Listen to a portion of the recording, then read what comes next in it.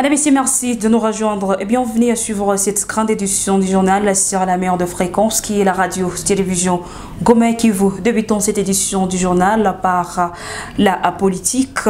La plénière convoquée ce mercredi 7 avril 2021 avec comme point à l'ordre du jour l'examen et l'adoption du projet de calendrier de la session ordinaire de mars 2021 a été reporté au vendredi 9 avril 2021 après un entretien entre le comité des sages et le bureau de l'organe délibérant. Justement, Bantouali nous en dit plus.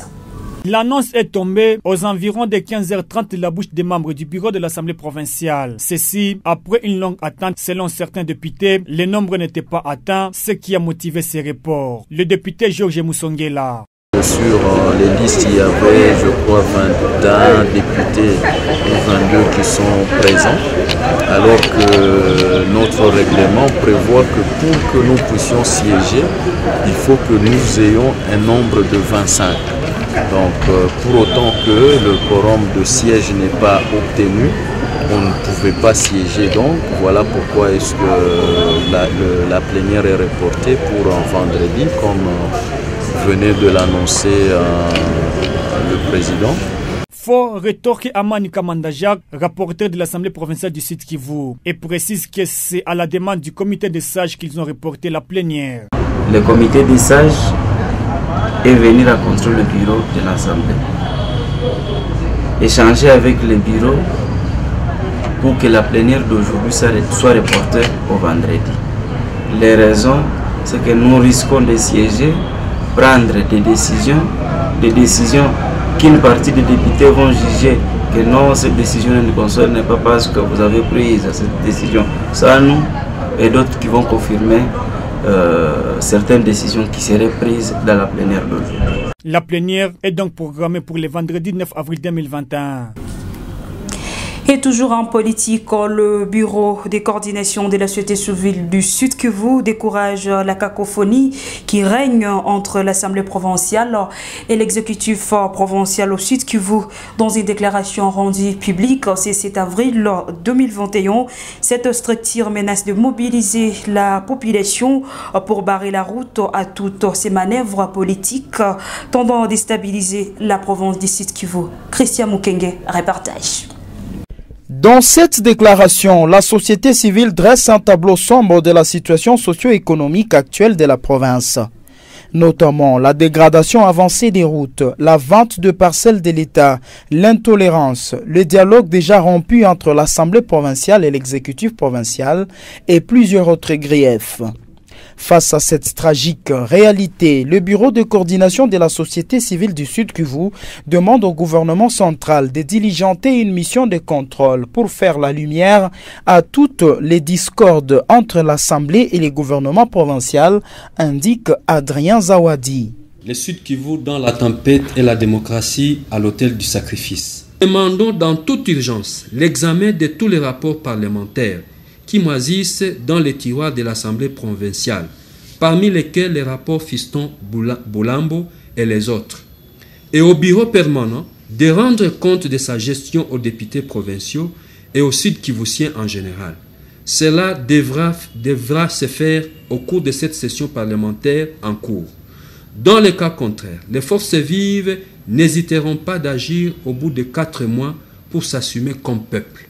Encourageons le gouverneur Théo Ngwabi Djekasi à apporter des réponses aux griefs contenus dans la récente motion de défiance et d'autres initiatives parlementaires, et cela conformément aux textes et lois de la République. Redevabilité et bonne gouvernance obligent. Dans les cas contraires, nous considérons que toutes les accusations sont vraies et nous l'encourageons à sauver son honneur, notamment en présentant sa démission tout à fait cessante. En outre, la société civile du Sud Kivu demande aux uns et aux autres de cesser avec le jeu des distractions et de répondre aux besoins urgents de la population, car il y a des questions urgentes qui attendent des réponses concrètes. Et parlant sécurité à présent, un mort et 3 maisons visitées. C'est le bilan d'une attaque des hommes non autrement identifiés la nuit du mardi 6 à ce mercredi 7 avril 2021 sur avenue Marégané au quartier Canoche. Nous sommes bel et bien dans la commune de Bagira. Suivez cet élément de reportage. Selon la société civile locale, la victime s'appelait Batoudou Matabaro, âgé de 32 ans. Ces bandits ont pillé plusieurs maisons dans les avenues Marigane et Lukuma dans le quartier Kanoche avant d'emporter une importante somme d'argent. Ils ont tiré des balles à l'air pour se volatiliser dans la nature. La nouvelle dynamique de la société civile locale dénonce ce énième cas d'insécurité et plaide pour l'installation des postes de la police dans cette partie de la commune de Bagira en fait de garantir la sécurité des habitants. Wilfred Abamungu au micro de la RTNK. Le voleur à main armée se sont introduits dans la famille de monsieur Batoudou Matabaro et l'ont assassiné par balle après avoir visité plusieurs autres familles dans les avenues Ukoma et Marégané. Ils ont emporté plusieurs biens parmi lesquels du téléphone, argent. Nous comme nouvelle dynamique de la société civile, maillot communal de Bagira, nous continuons à dénoncer avec la toute dernière énergie ces énièmes cas d'insécurité devenu monnaie courante dans la commune de Bagira. Nous plaidons dans l'urgence pour l'installation d'un poste de la police à Kanoche. Nous demandons aux autorités en charge de la sécurité de voir comment sécuriser la population de la commune de Bagira parce que chaque jour Bagira est devenue une entité où on tire déjà. Notre source parle de 50 maisons déjà attaquées dans ces mêmes quartiers depuis le mois de janvier en avril 2021. Et toujours dans la province du Sud, au Kivu, 26 personnes tuées, 32 maisons attaquées par des bandits armés au courant du mois de mars 2021. C'est le bilan présenté par Sagesec Force Vive dans son bulletin surprise rendu public ce mercredi 7 avril 2021 et dont une copie nous est parvenue. Suivez Eric Chocolat qui signe cet élément de reportage. Dans ces bulletins, Sagesec Force Vive souligne qu'une légère diminution des cas d'insécurité sont observés au Sud Kivu au cours du mois de mars. Toutefois, elle fustige les cas de justice populaire, une autre forme de criminalité qui reste un moyen auquel la population du Sud Kivu recourt pour lutter contre l'insécurité. Face à cela, Sagesec recommande à la population de toujours se confier à la justice qui s'est révoltée. Le président de Sagesec Force Vive estime que l'autorité provinciale devrait faire de sa priorité le quotidien de la population pour que Sud Kivu fasse même en seul mois sans que les cas de tuerie n'y soient enregistrés. Robert Ndjangala. Chaque mois qui passe, on enregistre un minimum de 20 personnes qui sont tuées. Et nous demandons, est-ce que réellement nos autorités, elles ont comme priorité les quotidiens de leurs administrés, parce qu'il est inconcevable que tout le mois, les gens soient à tuer de cette manière-là sans qu'on sente une implication, une mobilisation des autorités par rapport à cette question-là. Si on peut enlever plus de 95 personnes dans un seul mois dans une province qui n'est pas du tout en guerre, c'est quand même grave et cela devrait interpeller nos autorités. Malheureusement, ce n'est pas le cas. On se demande que fait le service de renseignement, ce service que nous voyons partout sauf là où il devrait être. Au cours du mois de mars, c'est la ville de Bukavu a enregistré 7 cas de tueries, suivi des Kabaré avec 6 et Walungu avec 3 cas. Éducation à présent, au total, des 155 jeunes viennent de recevoir un kit de réinsertion sociale ce mercredi 7 avril 2021 à Bukavu.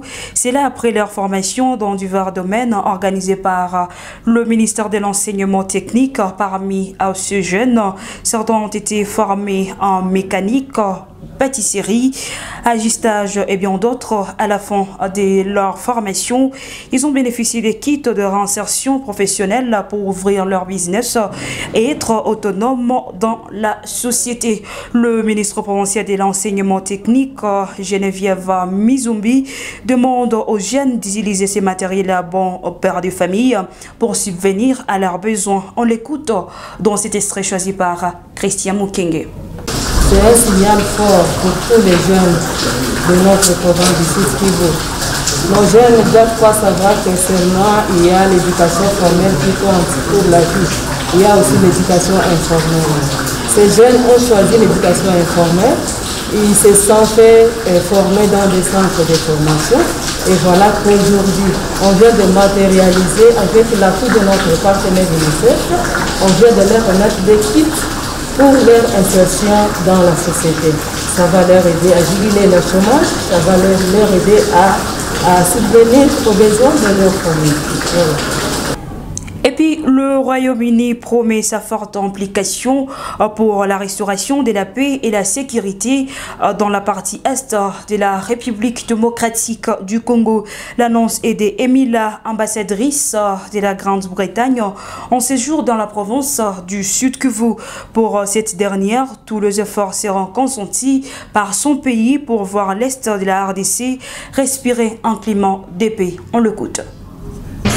Continuer à collaborer avec les efforts ici pour soutenir les survivantes de la violence sexuelle dans la province et aussi pour voir comment est-ce que le Royaume-Uni peut continuer les efforts avec le gouvernement congolais pour mettre fin au conflit dans la province de Sud-Kivu et ailleurs à l'est du pays. Parce que sans la paix, la province et la population ne peuvent pas développer et trouver la paix et la croissance économique qui est importante pour aujourd'hui, mais aussi pour les générations futures. Et parlons sport avant de boucler cette grande édition du journal sur la mer de fréquence qui est la radio-télévision Gomé Kivu. En sport ce mercredi 7 avril 2021, les éliminatoires de la Coupe du Congo. Deux matchs étaient au rendez-vous au stade de la Concorde de Kadutu. À 13h, GSBou Ajax a gagné 1-0 devant les TP Liangombe de Kabaré. Et à 15h, Ibanda Sport a joué avec Mouniango Foot Academy à score final 3-1 en faveur de Mouniango Foot Academy qui vient d'Ouvira. Madame, Messieurs, et c'est par là que nous bouclons cette grande édition sur la mer de fréquence qui est la radio Télé-Ngomé qui vous remercie de nous avoir suivi nos informations. Restez en continu sur le www.rtnk.org. Au revoir et surtout prenez soin de vous.